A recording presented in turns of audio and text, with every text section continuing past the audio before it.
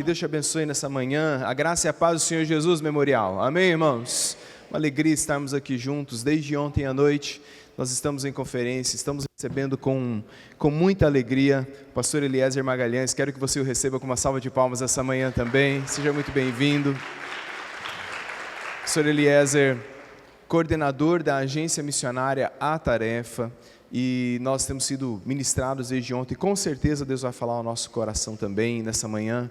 Por isso eu convido você a no seu lugar levantar uma de suas mãos. Nós vamos orar, vamos pedir ao Senhor que continue falando ao nosso coração. Senhor, nós te louvamos, nós te bendizemos. Obrigado, Tu és fiel, Tu és bom em todo tempo. E o Senhor, ó Pai amado, com certeza está no meio do Teu povo nessa manhã. Peço ao Senhor, usa o Teu servo, continua usando para falar aos nossos corações, e que ao ouvirmos a Tua palavra, ela alcance e encontre em nossos corações um terreno fértil, onde vai germinar para a glória do Teu santo nome. Nós te louvamos, nós te agradecemos e te bendizemos em nome de Jesus. Amém, Senhor. Amém. Deus te abençoe, tá, pastorzinho? Bom dia.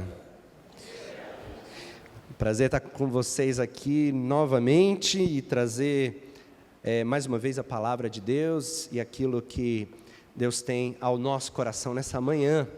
E eu quero começar falando do meu livro, falei ontem à noite, né? Estou lançando esse livro, meu último livro, e ele está ali na livraria, Levante-se e Ande. Ele é um livro para despertar você. Em primeiro lugar, a busca da presença de Deus, a busca de um avivamento genuíno na sua vida, um avivamento na palavra, um avivamento de busca da sua presença. E nessa busca da presença de Deus, quando o Senhor nos visita, é Ele que nos levanta e anda, é Ele que nos faz andar na direção dos perdidos que estão ao nosso redor. E quando nós vamos a estes que estão lá fora, e que são paralíticos espirituais, que não podem por conta própria, não conseguem por conta própria vir até Jesus, nós precisamos trazê-los até Jesus. Quando nós vamos, nós podemos ver esses paralíticos espirituais no mundo se levantarem e andarem. E esse é o meu desejo, é incendiar o seu coração e incendiar os seus pés, para que você levante e ande, vá na direção das pessoas, para que o Senhor possa usar a sua vida, tá? Esse livro também tem toda a renda dele, investida no trabalho entre os povos não alcançados, o trabalho que a Tarefa, como organização missionária, tem realizado em todos os povos. Eu quero passar um vídeo para vocês, e esse vídeo é um vídeo que vai mostrar um pouco para vocês da realidade do mundo missionário hoje, da realidade do trabalho e a grande necessidade que nós temos entre os povos não alcançados.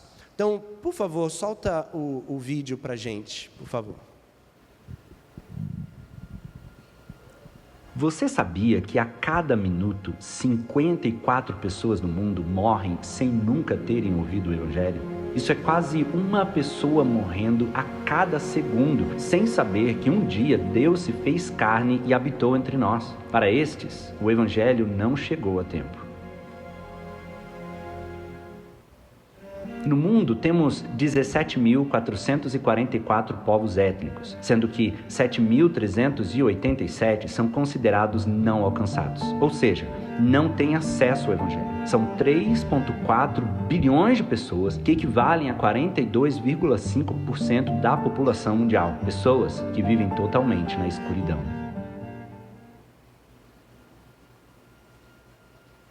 De toda a força missionária global, apenas 3% dos missionários são enviados para os locais não alcançados. 97% de todos os missionários são enviados para os povos com presença considerável de cristãos e igrejas.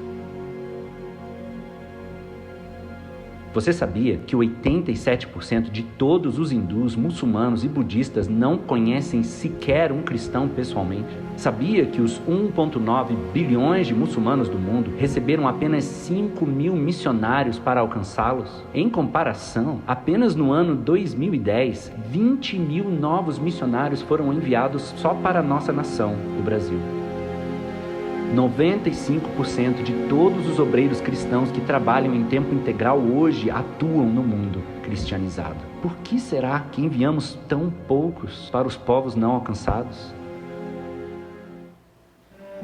82% de todas as doações e ofertas de cristãos são investidas na própria igreja local. Dos 18% restantes, apenas 1,7% são direcionados aos povos não alcançados. Ou seja, 1,7% para alcançar 42% da população mundial. Jesus disse em Mateus 24,14: "E este evangelho do reino será pregado em todo o mundo, como testemunho a todas as nações, e então virá o fim."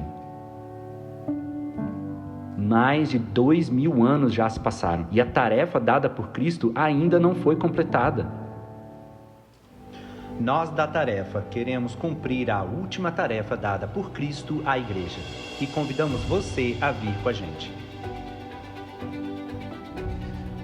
Essa é a nossa organização, a tarefa, e nós queremos mudar esses números. Nós queremos transformar essa realidade. Nós estamos focados no trabalho entre os povos não alcançados. E o meu anseio é que Deus levante pessoas, mais pessoas, porque essa é uma igreja missionária. Essa é uma igreja que investe em missões, essa é uma igreja que envia missionários. Nosso anseio é que Deus levante mais missionários para serem enviados aos povos não alcançados. Que o Senhor levante mais pessoas investindo na obra missionária, porque sem o investimento a obra não pode ser realizada. Nós precisamos da igreja inteira participando da obra missionária. Por isso, eu já começo fazendo esse desafio, para que nós possamos mudar esses números. 42% da população mundial não tem acesso ao Evangelho. É diferente de falar que são pessoas não evangelizadas. Nós temos pessoas não evangelizadas que estão perto da gente, seu vizinho, pessoas que trabalham com você. Nós precisamos evangelizá-los, mas eles têm acesso ao Evangelho. Você é o acesso. As igrejas aqui são acesso. Mas quando a gente vai para esses lugares, essas pessoas não têm igreja para falar de Jesus. Não tem gente, não tem cristão. A grande maioria das pessoas nesses lugares nasceu, vive e vai morrer sem nunca conhecer um cristão. Então nós precisamos mudar isso. Essa é a tarefa dada por Jesus: ide por todo mundo, pregar o Evangelho, fazei discípulos, sejam minhas testemunhas em todos os povos, até os confins da terra.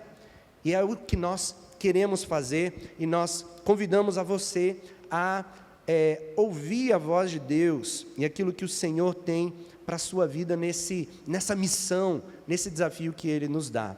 E nessa manhã eu quero meditar um pouco sobre isso, aqui em Gênesis capítulo 12. Gênesis 12 é um texto muito importante na Bíblia. Alguns teólogos afirmam que esse é o segundo texto mais importante que tem da Bíblia. O primeiro eu acho que você sabe de cor, eu espero. Porque Deus amou o mundo de tal maneira que deu seu Filho unigênito para que todo aquele que nele crê não pereça, mas tenha vida eterna. Essa é a mensagem mais importante, não é? Jesus veio ao mundo, morreu na cruz por nós, isso é por amor, e a salvação é pela fé. Está tudo nesse versículo, é o coração do Evangelho. Mas aqui em Gênesis capítulo 12, nós temos o início do plano de Deus para aquilo que vai acontecer no futuro. Se você ler os primeiros 11 capítulos, você vai ver que Gênesis começa falando da criação, Gênesis 1 e 2, criação do mundo, criação do ser humano, a primeira família. E aí do capítulo 3 ao capítulo 11, você vê uma decadência, é erro, é falha, é pecado, é um irmão matando o outro irmão, a iniquidade cresce, Deus manda o dilúvio, o povo não entende o plano de Deus, vem a Torre de Babel, e você pensa assim, poxa, o que está acontecendo? Deus está no controle. Vem em Gênesis 12, Deus separa uma família, chama Abraão e fala, eu tenho um plano, e esse plano vai abençoar todas as nações da terra, todas as famílias da terra, todos os povos da terra, e esse plano aqui é o que vai preparar tudo aquilo que vai acontecendo no Antigo Testamento, que vai culminar com a vinda de Jesus no Novo Testamento, que vai continuar por meio do envio dos missionários, porque o envio dos missionários para todos os povos da terra intencionam que nós sejamos bênção em todos os povos da terra. como a palavra está aqui. E nós ainda estamos no cumprimento dessa promessa dada por Deus a Abraão, lá em Gênesis capítulo 12. Você vai ser uma bênção em todas as famílias da terra, todas elas vão ser abençoadas.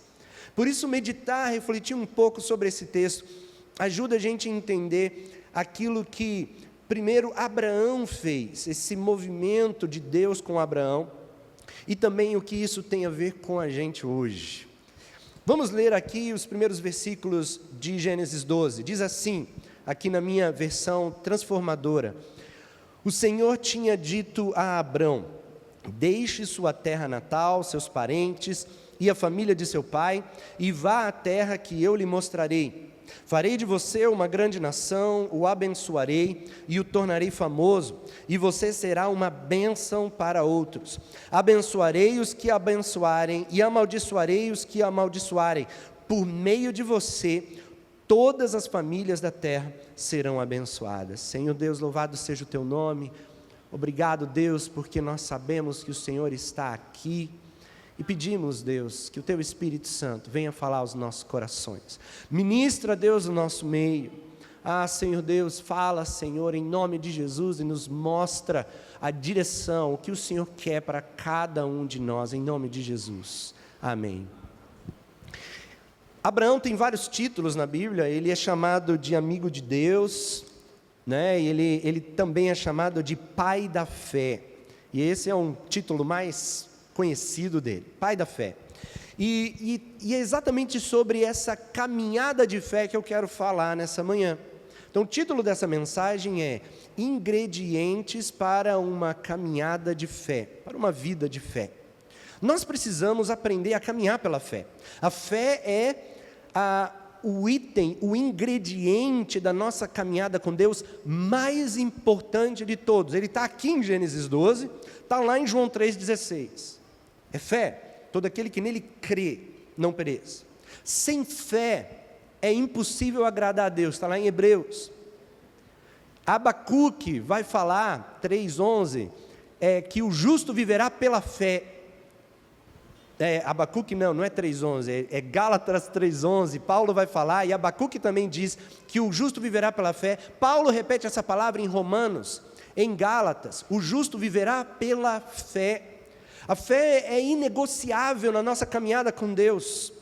E aí a gente precisa pensar um pouco sobre o que tem motivado a gente, o que tem levado a gente a dar passos na nossa vida. O justo vive pela fé, o justo não vive pelo medo. Quando nós tomamos decisões baseadas no medo, nós tomamos decisões erradas. E muitos cristãos têm caminhado pelo medo. Eu falei, o que vai acontecer na economia? Eu tenho que cortar isso, eu tenho que fazer isso. Poxa, isso daqui é um perigo para mim, eu tomo decisões baseadas no medo. O justo não vive pelo medo. O justo não vive pela ira. Você sabe como a gente se arrepende depois de falar no momento de ira. A gente tem a tendência a falar o que não deve quando a gente está com raiva. O justo não vive pela ira. Nós precisamos tomar cuidado para não tomarmos decisões movidos pela ira, pela raiva. O justo também não vive pela sua racionalidade. Veja que a racionalidade não é ruim, Deus nos fez seres racionais. Nós precisamos usar a nossa mente, nós precisamos ser pessoas racionais. Mas o justo não vive pela racionalidade, no sentido de que tudo que domina e define a nossa vida é aquilo que eu posso entender e compreender e está aqui. Porque o homem racional, ele é o homem matemático, né? 1 mais 1 é 2. Então eu preciso ver tudo aquilo que está ali para eu poder então dar passos baseados naquilo que são informações, evidências, dados empíricos que eu tenho e que vão me mostrar que aquilo vai dar certo. Mas a palavra de Deus diz em Hebreus 11:1 que a fé é a certeza das coisas que não se veem. O justo dá passos pela fé. O que tem motivado as suas decisões? O que tem motivado os seus empreendimentos, os seus sonhos, os seus planos? Por que que você está fazendo o curso que você está fazendo na universidade? Por que que você está trabalhando na empresa onde você está? O que tem motivado você a fazer o que você tem feito? São passos que você tem dado pela fé, direcionados pela palavra de Deus, direcionados pela voz de Deus, ou você tem tomado decisões baseadas em outras coisas? Quando a gente aprende que o justo vive pela fé, tudo muda na nossa vida. Tudo precisa mudar.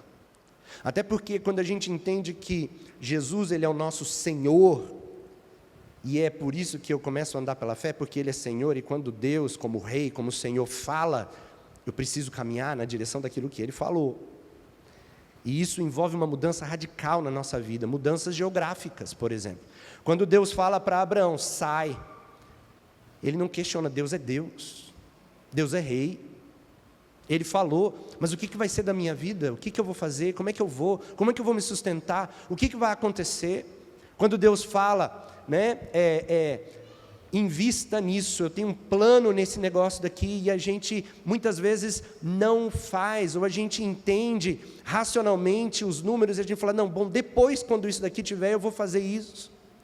Quando Deus fala assim, comece um projeto na sua universidade, comece um projeto aqui na comunidade X, e a gente não vai. A gente precisa entender que Jesus é o nosso Rei, é o nosso Senhor, e quando Ele é Rei, quando Ele é Senhor, e Ele fala, eu preciso obedecer. E são passos de fé que a gente precisa dar. E esses passos de fé, nós temos lições muito práticas aqui, que Abraão, ele faz.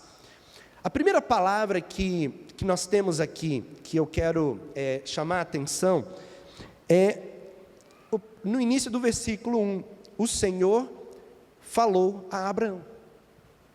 Deus fala. Deus falou.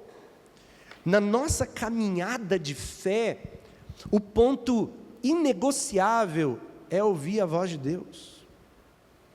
Ouvir a voz de Deus. Você tem ouvido qual voz?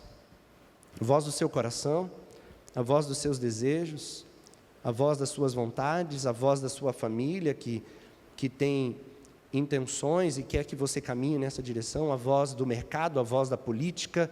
Quando nós começamos a ouvir as vozes do mundo, nós nos sentimos esmagados, nós nos acovardamos muitas vezes, nós temos medo.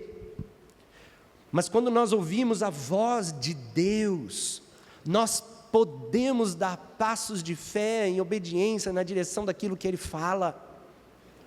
Ouvir a voz de Deus é o ponto principal, essencial, inegociável, que nós precisamos ter na nossa caminhada com Deus. O justo vive pela fé, e a nossa fé precisa ser guiada pela voz de Deus. O que Deus falou ao seu coração? Qual é o seu ministério pessoal? Sim, meu querido, você é sacerdote de Deus onde você está.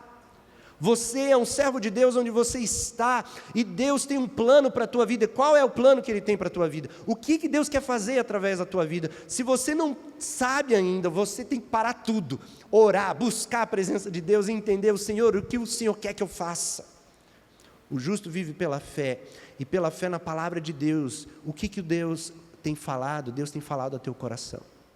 Quando nós lemos a Bíblia, nós vamos ver em vários lugares, repetidamente, os profetas dizendo, assim diz o Senhor, assim diz o Senhor. Quando Deus fala, Moisés tem o exército do Egito atrás dele, tem o mar na frente dele, mas Deus falou, marche. E aí ele entra na água, e o mar se abre. Quando nós estamos sendo pressionados, quando nós podemos ter todas as razões para desistir, para ter medo, nós precisamos ouvir a voz de Deus e entender qual é a direção que Ele quer que a gente tome.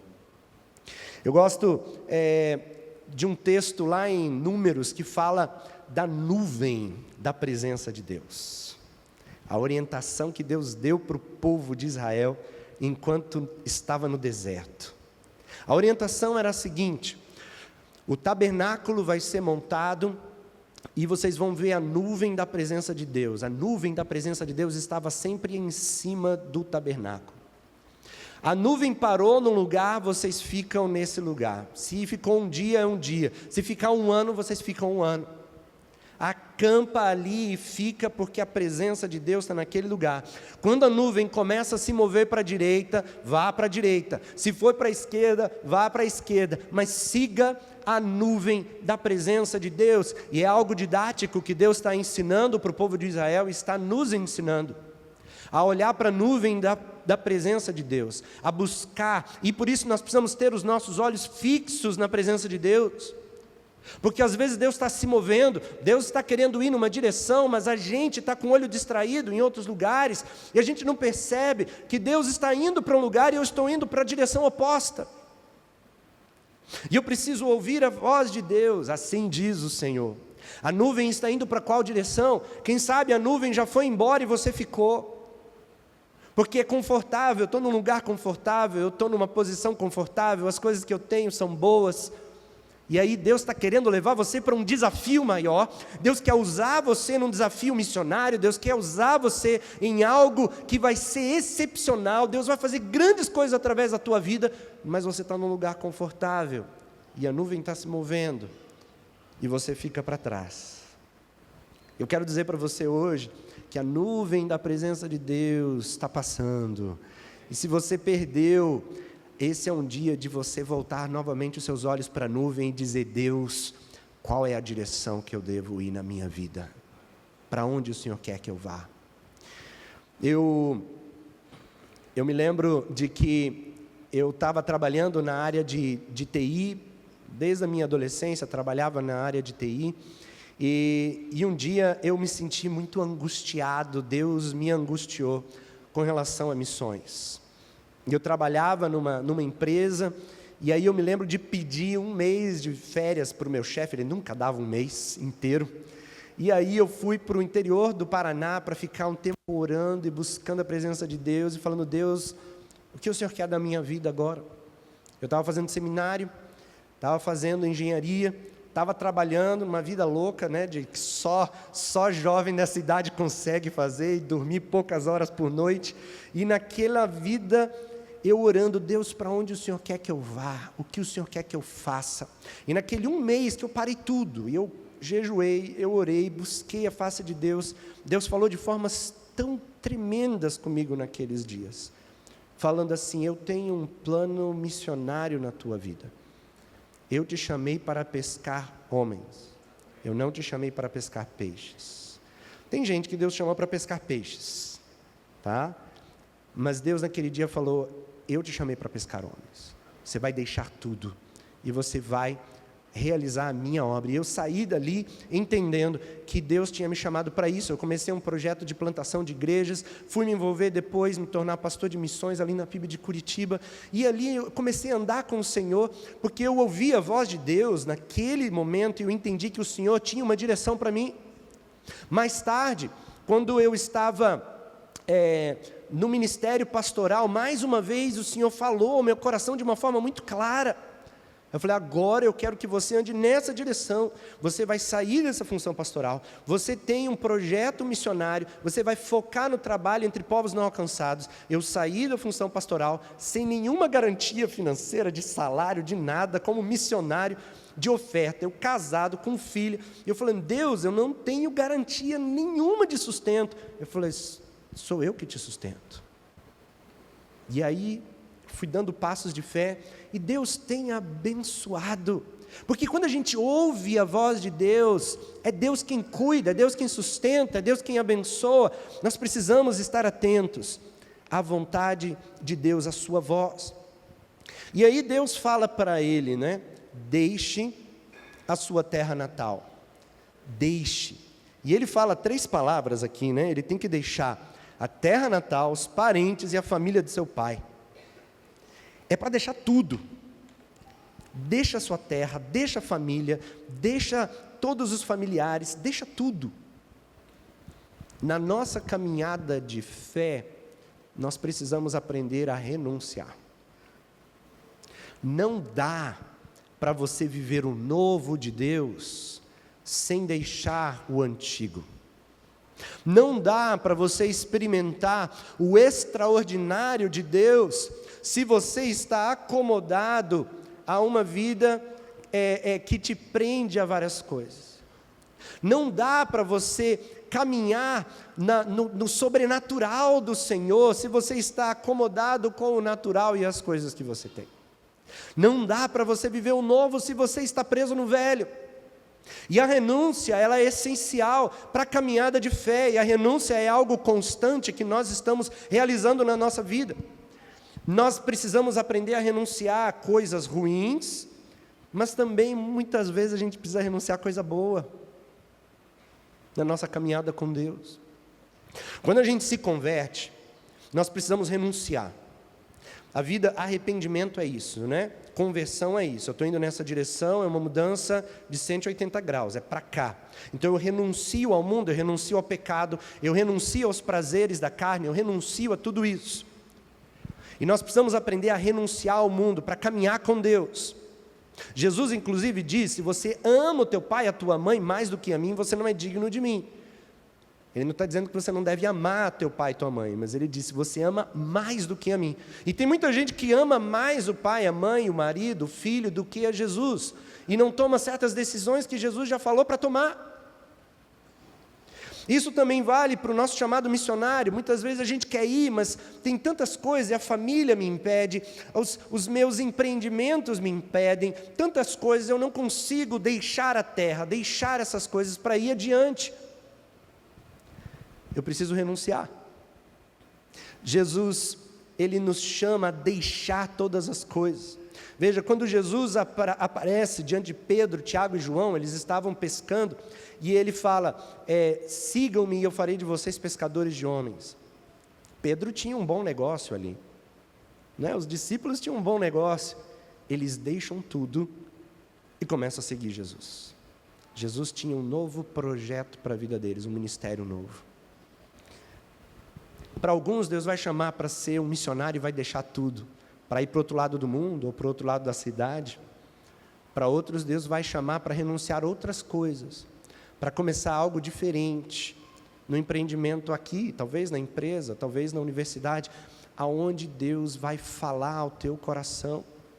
Nós precisamos aprender a renunciar a coisas boas também. Quando Elias se aproxima de Eliseu, Eliseu estava arando a terra com 12 parelhas de bois. Ele tinha a sua terra, tinha a sua família, tinha os bois, tinha tudo que ele precisava, estava vivendo uma vida boa, mas Elias vem e joga a capa sobre ele. E na hora ele vê o chamado de Deus para um ministério profético. Ele iria ser um profeta do Senhor em Israel. E aí ele tem um desafio de renunciar o que é bom, que não é ruim o que ele tinha, para algo que era melhor. E Eliseu renuncia, e ele vai, sem garantia nenhuma. A única garantia que ele tinha é que o Senhor estaria com ele, e Deus o abençoa, e Deus o usa como profeta ali. Renúncia. A renúncia é algo que é excepcional. Quando eu comecei a minha caminhada ministerial, e eu fiquei esse mês lá nessa cidade, quando eu voltei, e no meu trabalho, eu recebi a maior proposta financeira da minha vida. Tinha uma multinacional que a gente atendia, e eles fizeram uma proposta milionária. E o meu chefe, o olho dele brilhou, né? E eu era o principal analista de sistemas lá que faria todo o sistema. Mas Deus tinha falado comigo naquela semana que era para deixar tudo. E aí eu entendi, Deus é uma renúncia. Sabe, você tenta negociar, né? Mas Deus, todo o dinheiro que eu vou receber ali, eu posso investir e tal. E aí Deus falou: quem que é dono do dinheiro? Eu te chamei para pescar homens ou para pescar peixes? Eu entendi que eu precisava renunciar. A renúncia, ela é sacrificial para o missionário que deixa tudo e vai. Mas a renúncia, ela também é sacrificial, ela precisa ser sacrificial daquele que não vai, mas envia. Porque a igreja, ela precisa ser enviadora. Não é alguns vão, alguns investem, alguns oram. Todos precisam estar envolvidos na obra missionária. Todos nós precisamos estar investindo na obra missionária. E não é um valor para dizer eu dou.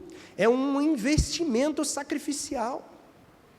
É um investimento entendendo que é o Senhor que está realizando uma obra. E eu preciso participar dessa obra sacrificialmente. Investir nesse trabalho sacrificial. Quando nós olhamos a história do movimento missionário, nós gostamos das histórias dos grandes avivalistas, dos grandes homens de Deus. George Miller, por exemplo, no seu tempo, na Inglaterra, tinha um problema seríssimo com os órfãos. E ele começou a trazer soluções para os órfãos, abrindo orfanato, levando para a sua própria casa. E ele orava e falava para as pessoas e buscava. Ele foi uma resposta que ele deu passos de fé para ser resposta ao problema da orfandade que tinha ali. E ele começou a criar orfanatos e tirar muitos órfãos das ruas. Mas sabe também por que ele conseguiu fazer isso? Porque cristãos ingleses começaram a investir. Órfãos começaram a ter comida, escola, roupa. Ele abriu um orfanato, abriu outro orfanato. E nós olhamos, Deus usou ele tremendamente, mas Deus também usou tremendamente a igreja inglesa que investiu na obra missionária. Mas esse é um dinheiro que eu podia estar investindo aqui. Mas o maior investimento que você tem é investir no reino.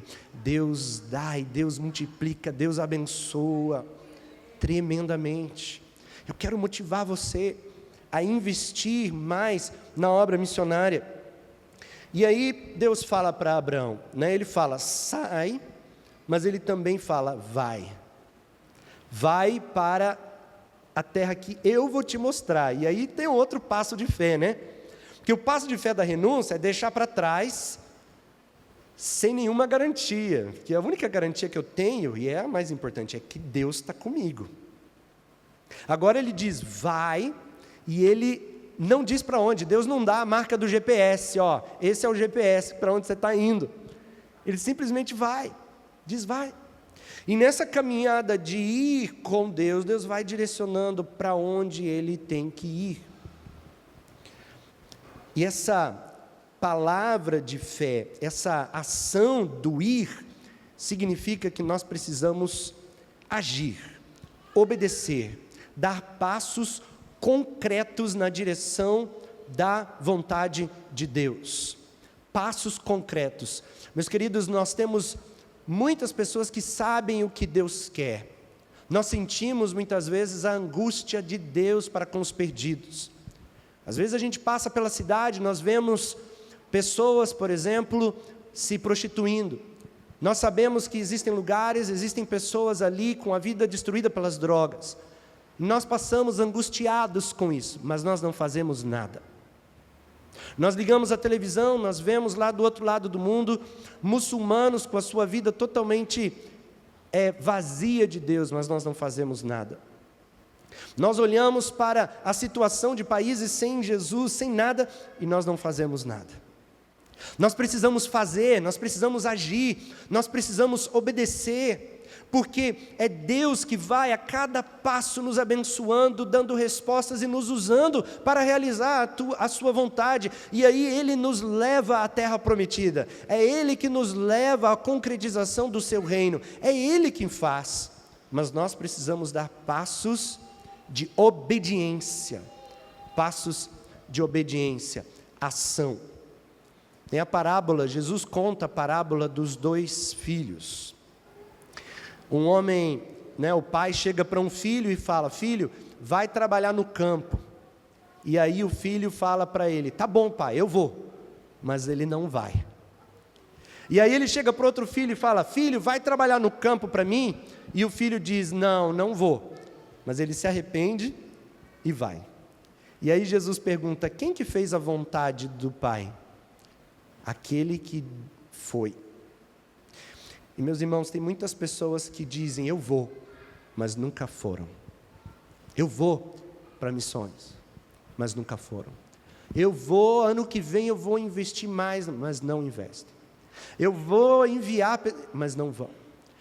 Quando eu terminar esse curso, eu vou me envolver mais em missões. O curso termina, daí vem outro curso, daí vem outra coisa. 5 anos se passam, 10 anos se passam, a pessoa olha, eu tinha um chamado missionário. Meus irmãos, chega. Esse é o momento de agir, esse é o momento de obedecer. Nós precisamos crer no poder de Deus e dar passos concretos naquilo que Deus pode realizar nas nossas vidas. Nós não damos passos naquilo que nós simplesmente temos. Nós damos passos concretos naquilo que Deus tem, e Ele pode realizar através da nossa vida. Eu comecei ministério sem nada, comecei o ministério na Índia, comecei o ministério no Nepal, começamos o ministério no norte da África, e foram passos de fé que Deus foi dando. Eu me lembro de uma época onde nós começamos um seminário teológico na Índia, e não tinha dinheiro, não tinha nada, e a gente foi orando e buscando de Deus, e Deus falou, começa. E eu fui e preparamos os alunos, a gente alugou um local, e eu comecei a investir o meu dinheiro, comecei a orar, Deus, precisamos de recursos. De repente começou a entrar ofertas, teve uma situação que eu não sabia o que ia acontecer, Deus mandou, de repente começaram a vir pessoas, e o projeto começou a caminhar. Deus deu um sonho louco, olha, você vai começar a plantar igrejas nas montanhas ali no Himalaia. Eu falei, mas Deus, como é que a gente vai fazer isso? Eu falei, vai lá. E a gente foi. Encontramos igrejas, oramos com elas, pequeninas igrejas, falamos, nós temos uma visão para plantar igrejas nessa região. Eu falei, vamos fazer, mas não tem dinheiro. Vamos orar. Deus começa a dar. Deus começa a abençoar, levantar pessoas, o projeto cresce, aquelas pequenas igrejas se multiplicam, Deus começa a fazer um movimento, sabe, Deus responde quando nós obedecemos, damos passos concretos na direção da vontade de Deus, os projetos se realizam. Isso vale para projetos missionários, mas isso também vale para o dia a dia, as coisas do dia a dia. Quantas vezes você ouviu a voz de Deus, mas você não agiu? Eu estava no Uber, lá em Curitiba, e eu estava lá no meu celular, e aí o Uber estava ouvindo rádio num programa de relacionamentos. E aí ele pega e desliga, e ele faz um comentário. Ele diz assim, relacionamentos são muito complicados. Naquela hora, Deus falou comigo. Falei, gente, não foi um anjo que apareceu, não foi né? Mas Deus falou de uma forma muito intensa no meu coração. E aí Deus, o Senhor quer que eu pergunte isso mesmo para Ele? E Deus falou mais uma vez, sim. Aí eu falei, posso te fazer uma pergunta pessoal? E aí o motorista falou, pode. Eu falei, você está traindo a sua esposa, né? E aí ele, tô. Como que você sabe? Eu falei, eu não sei, mas eu sigo a um Deus que sabe de todas as coisas. E eu estou aqui, talvez por isso, para falar com você, dizer que Deus tem um plano para a tua vida, mas você precisa honrar o compromisso que você firmou com a sua esposa, porque você não firmou isso só com ela, você firmou diante de Deus. Eu comecei a ministrar o coração daquele homem, falei, Deus tem um plano para a sua vida, deixa essa vida de pecado, volte-se para a vontade de Deus. Aquele homem, ele parou o carro no meio fio, e ele, chorando, e entregou a vida para Jesus, se arrependeu, disse que ia reatar com a esposa, ia deixar tudo aquilo, porque Deus fala, mas muitas vezes a gente não age, nós não tomamos passos concretos naquilo que Deus quer fazer. Nós precisamos ouvir a voz de Deus. No grande avivamento do país de Gales, de Evan Roberts, grande avivalista, no início do final do século XVIII, no século XIX, quando ele ensinou um princípio muito simples para um grupo de jovens. Ele falando assim, olha, quando Deus fala, o Espírito Santo ministra no seu coração, obedeça. Não questione, se é Ele que está mandando, obedeça, faça o que o Senhor está falando. Aquele grupo de jovens começou a obedecer, e pessoas começaram a se converter, a ação de Deus começou a se espalhar, aquela igreja começou a impactar várias igrejas, movimento de oração começou, pessoas se convertendo em todos os lugares, e em 3 anos, mais de 100 mil pessoas se converteram no país de Gales. Um avivamento, por quê? Porque eles simplesmente entenderam que eles precisavam ouvir a voz de Deus, buscar a presença de Deus e obedecer. O que Deus não pode fazer na nossa nação? O que Deus não pode fazer nessa cidade? Se a gente simplesmente crê nos projetos loucos, muitas vezes, aos nossos olhos, mas que são projetos de Deus que Ele pode realizar. Deus pode fazer grandes coisas. E aí, Deus faz uma promessa. Deus fala assim: Abraão, você vai ser abençoado. Eu vou te abençoar. Quem te abençoar vai ser abençoado. E quem te amaldiçoar vai ser amaldiçoado. Então, gente, maldição não pega na vida de crente, não. Tá? Ela volta, inclusive, né? Isso que Deus está falando. Vai ser amaldiçoado quem te amaldiçoar. Então, não tem que se preocupar, não. A maldição não pega na vida do crente. Mas a palavra é: você vai ser abençoado. E quem te abençoar vai ser abençoado também. Vai ser abençoado. E outra coisa, por meio de você, todos os povos da terra serão abençoados. E esse é o propósito. Nós somos abençoados para abençoar. Nós recebemos de Deus para darmos. Nós recebemos do Senhor para falarmos. E a maior bênção de todas, a mais importante, é a salvação. É o Evangelho. Você precisa falar de Jesus no teu trabalho, na tua escola, na tua universidade, na tua casa, para os seus vizinhos. Você precisa falar da salvação de Jesus. Você precisa testemunhar daquilo que Ele fez na tua vida. Essa é uma bênção preciosa que você tem nas tuas mãos. Essa é a verdade mais rica que existe no mundo. Você tem na tua mão, você precisa falar para as pessoas. Deus vai abençoar a vida das pessoas por meio de você. Eu trabalhava naquela empresa e um dia o meu chefe, ele chegou para mim, que eu trabalhava na área de segurança, e ele tinha tido um problema, porque tinha uma empresa que tinha comprado vários computadores e não pagou. E o meu chefe estava estava com aquela dívida aquele buraco financeiro na empresa, porque eles tinham comprado uns 20 computadores e não pagaram. E aí o meu chefe chegou para mim e falou assim: Eliezer, por favor, invade essa empresa, coloca um vírus lá, para sequestrar, e aí eles vão ter que ligar para a gente, aí a gente vai pegar os computadores para fazer a manutenção e a gente não devolve, até eles pagarem. A estratégia do meu chefe, né? Aí eu falei: mas eu não faço isso, não vou fazer isso. Aí ele falou: não, faz, eu vou te dar uma comissão. Aí eu falei: eu não vou fazer isso, não faço, isso é errado, tal. Ele falou: não é errado, porque eles não pagaram, então é nosso computador, tecnicamente. Então, eu falei: eu não vou fazer. E justificando, né, eu falei: eu não vou fazer. Mas o meu chefe era perseverante, toda semana: Eliezer, faz, Eliezer, faz, Eliezer. E eu estava angustiado, eu comecei a orar: Deus, eu quero sair desse trabalho, porque ele tá me tentando, né, a fazer isso. E aí Deus falou no meu coração, eu falei: você está orando errado. Ora para eu abençoar o teu chefe, abençoar a empresa. Eu falei: Deus, abençoa. Deus abençoa, faz esse homem pagar, faz, Senhor Deus. E eu me lembro assim, no meu quarto, né, eu tinha 19 anos, Deus falar de uma forma muito, muito forte ao meu coração, dizendo assim: eu vou fazer esse homem pagar. E eu fui para o trabalho naquele dia, assim, todo cheio, né? E aí o meu chefe chegou e de novo ele falou: Eliezer, olha, me ajuda, tal, faz. Aí eu cheguei para ele e falei assim: fica tranquilo, porque eu falei com Deus, e Deus disse que Ele vai pagar. Só que eu falei mais do que Deus tinha me dito, né? Eu falei: Ele vai pagar até sexta. E isso era uma segunda. Aí o meu chefe parou e olhou para mim: você falou com Deus, e Deus disse para você que eles vão pagar até sexta? Aí eu: sim. Aí ele: então tá bom. E saiu. E aí eu: Senhor amado, Deus responde essa oração, Pai. Abençoa. Eu comecei a orar. Terça-feira, meu chefe só olha.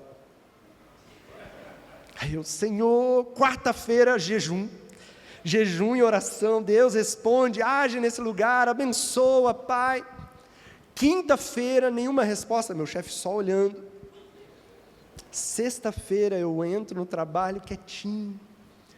Aí o meu chefe está lá, ele falou: Eliezer, é você que chegou? Eu: sim. E aí ele chega e fala assim, acabei de receber uma ligação do dono da empresa, ele disse que está depositando metade de toda a dívida agora e a outra metade ele vai dar na semana que vem. Aí eu falei, eu sabia, falei para você. Deus quer abençoar os que estão ao teu redor, até os descrentes, até aqueles que não estão com Deus, são abençoados quando nós somos bênção. Ore pelas pessoas, entenda que Deus te enviou para o mundo para ser bênção. Nós somos o sal da terra, somos a luz do mundo, nós estamos aqui para abençoar, e é por isso que o Senhor nos envia, Jesus nos envia para os povos, Jesus nos envia para o mundo, para sermos bênção nesse mundo de trevas. E nessa manhã eu quero fazer um convite, um desafio, para que você possa ser bênção, uma bênção intencional, uma bênção em obediência à vontade de Deus. Eu não sei onde, mas Deus vai falar ao teu coração, lembra? Assim diz o Senhor. O que Deus quer fazer através da sua vida? O que Deus tem falado ao seu coração? Qual é o ministério que Ele tem para você hoje? O que você precisa renunciar? Hoje é um dia de tomar decisões. Senhor, eu vou renunciar a isso. Talvez seja pecado, coisas que estão te prendendo no mundo. Talvez sejam coisas boas que você precisa renunciar. Sabe aquela parábola do semeador? Uma semente cai num terreno espinhoso. Está lá, germinou, mas não dá frutos. Porque tem tanto ativismo, tantos cuidados na vida daquela pessoa, que ela não dá fruto. Tem muito crente assim, eu tenho tanta coisa, eu não consigo dar fruto. Hoje é um dia de você tomar a decisão de cortar esses espinhos e renunciar àquilo que te impede de frutificar no reino de Deus. O que você precisa renunciar? Talvez Deus está falando ao teu coração, você precisa deixar tudo e ir para um outro lado do mundo, sim, ser resposta para os povos não alcançados. Hoje é um dia de renúncia. Talvez hoje seja um dia de você tomar a decisão, eu vou me comprometer sacrificialmente em investir na obra missionária que a igreja tem realizado. Eu vou me comprometer mensalmente a investir. Empresários, eu quero fazer um desafio na tua vida, consagre a sua igreja ao trabalho missionário. Separa parte do lucro da empresa para investir em missões e faça prova para ver como Deus não vai abençoar. Deus abençoa. Renúncia e vá, tome decisões práticas. Eu vou começar agora, eu vou agir, eu vou fazer, esse é o projeto que Deus mandou, eu vou realizar. Tome decisões práticas e haja. Deus quer agir através da sua vida. Sê tu uma bênção.